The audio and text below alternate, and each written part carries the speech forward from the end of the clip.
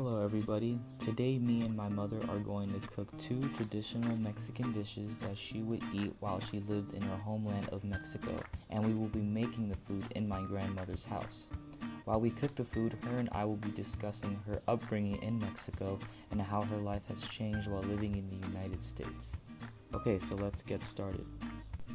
So we started off by boiling the pasta and then draining it into the colander, and then my mother would go and place some grapeseed oil onto a hot pan.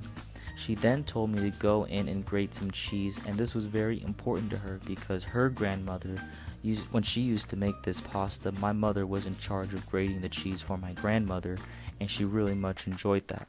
She talked about how teaching me how to grate cheese reminded her of cooking with her own grandmother back in Mexico.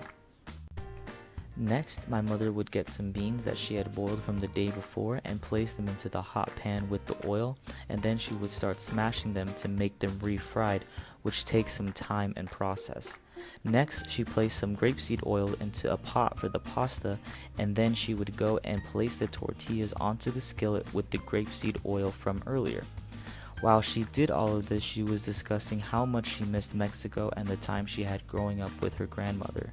She then placed some onions and garlic into the pan for the pasta to add some flavor, which was something that her grandmother taught her. She then would cut some cheese and put them into the tortillas to make enfrijoladas, which is the name of the first dish we are making.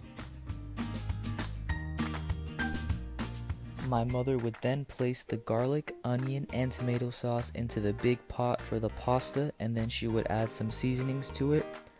After that, she placed the pasta from the colander that was drained into the big pot.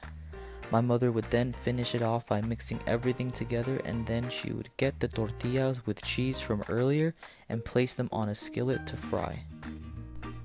After that, she would place the frijoles from earlier onto the tortillas with cheese, and then we would have our enfrijoladas done, and we would have our codito done, which is the name of the pasta, right after that. Overall, I feel I learned a lot from this project, and it was very fun to learn about my mother's culture, and it was interesting to see her migration journey to this country and all the difficulties that she had to experience through it.